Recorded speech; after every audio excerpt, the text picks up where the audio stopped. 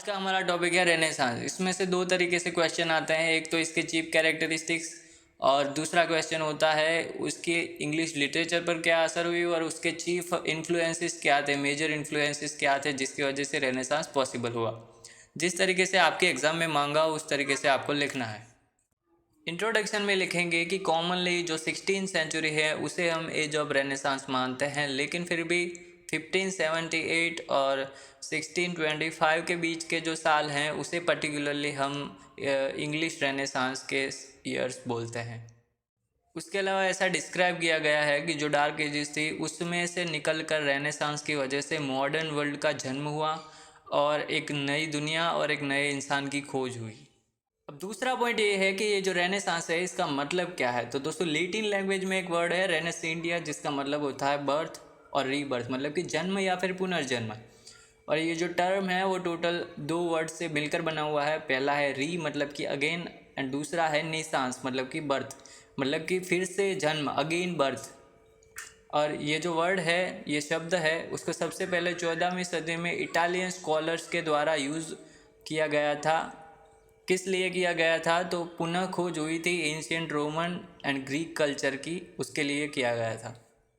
तीसरा पॉइंट है रेनेसांस के चीफ कैरेक्टरिस्टिक्स। यहाँ पर टोटल 6 दिखाए गए हैं। Religious tolerance, social containment, revival of learning, reformation, national spirit and new classicism. दोस्तों इनके बारे में अब हम डिटेल में डिस्कस करेंगे। पहला है रिलीजियस टॉलरेंस, मतलब कि धार्मिक सहनशीलता। जब रेनेसांस चल रहा था तब इंग्लैंड में दो ग्रुप बन गए थे धर्मों के। पहला था उत्तर में रोमन कैथोलिक एंड दूसरा दक्षिण में प्रोटेस्टेंट का अलग ग्रुप था। तो एलिजाबेथ ने क्या किया, किसी एक को सपोर्ट न करके दोनों को सपोर्ट किया और आगे जाके दोनों एक दूसरे के भरोसेमंद काउंसिलर बन गए और इस तरह से शांति बरकरार रही।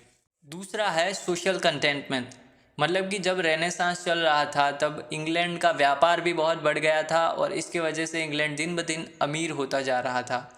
तो इंग्लैंड के जो लेबर्स थे, मजदूर थे, उनके लिए अपॉर्चुनिटीज़ भी बढ़ गई और इसकी वजह से उनकी लाइफस्टाइल भी इम्प्रूव होने लगी।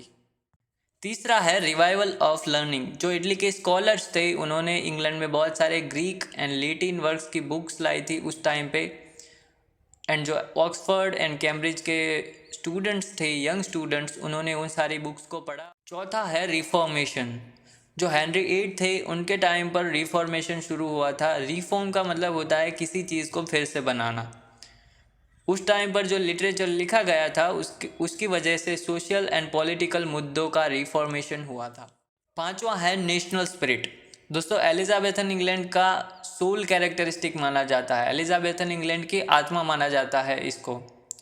उस टाइम पर लोग समान तो नहीं थे लेकिन वो स्वतंत्र थे, वो अपनी स्वतंत्रता बचाने के लिए कुछ भी कर सकते थे।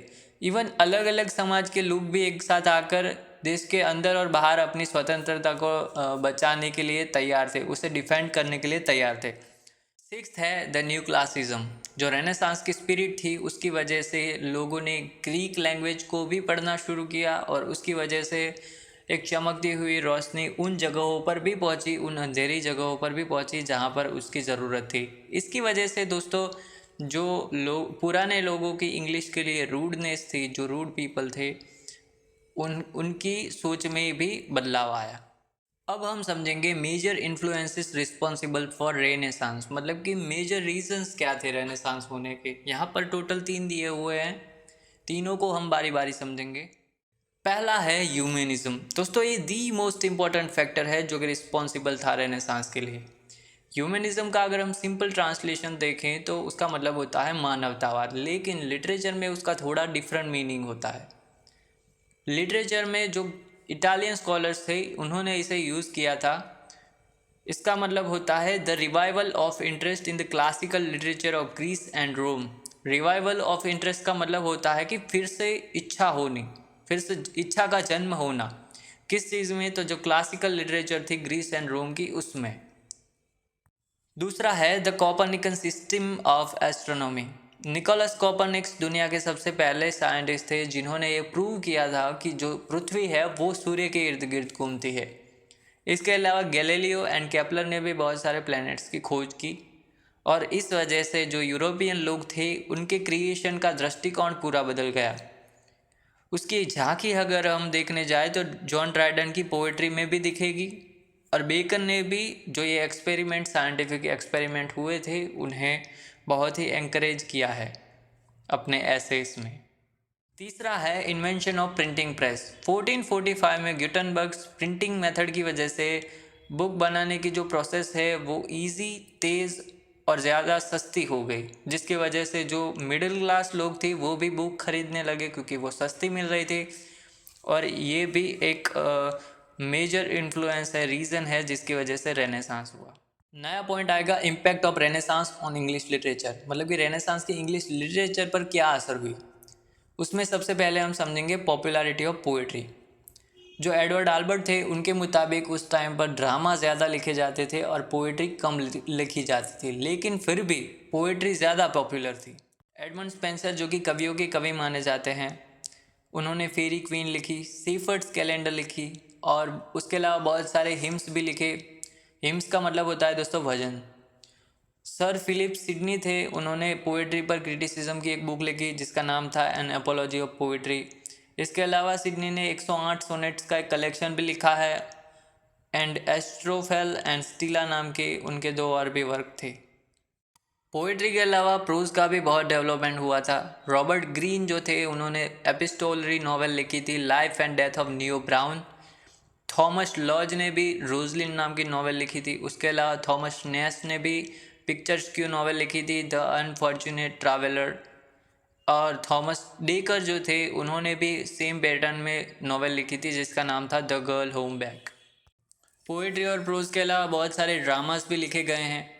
उस टाइम पर एलिजाबेथन पीरियड में जो यूनिवर्सिटी विट्स थे उन्होंने ड्रामा को बहुत सारा कंट्रीब्यूशन दिया है। यूनिवर्सिटी विट्स पर मैंने पहले वीडियो बना रखी है, तो आप देख सकते हैं, ऊपर आई बटन पर भी दिखा रहा है।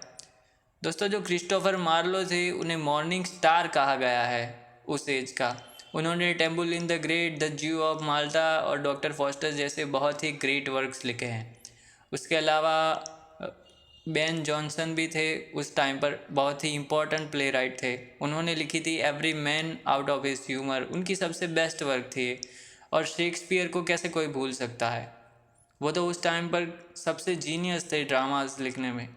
उन्होंने टोटल 36 ड्रामास लिखे हैं, 154 सोनेट्स लिखे हैं, और उन्होंने बहुत सारी ग्रेट ट्रेजेडीज़ भी लिखी हैं जैसे कि Othello, Hamlet, King Lear and Macbeth. दोस्तों इस वीडियो में हमने टोटल 4 पॉइंट समझे। पहला तो रेनेसांस, उसका मतलब क्या है। दूसरा उसके कैरेक्टरिस्टिक्स क्या थे। तीसरा उसके मेजर रिस्पॉन्सिबल इन्फ्लुएंसेस यानी कि रीजंस क्या थे।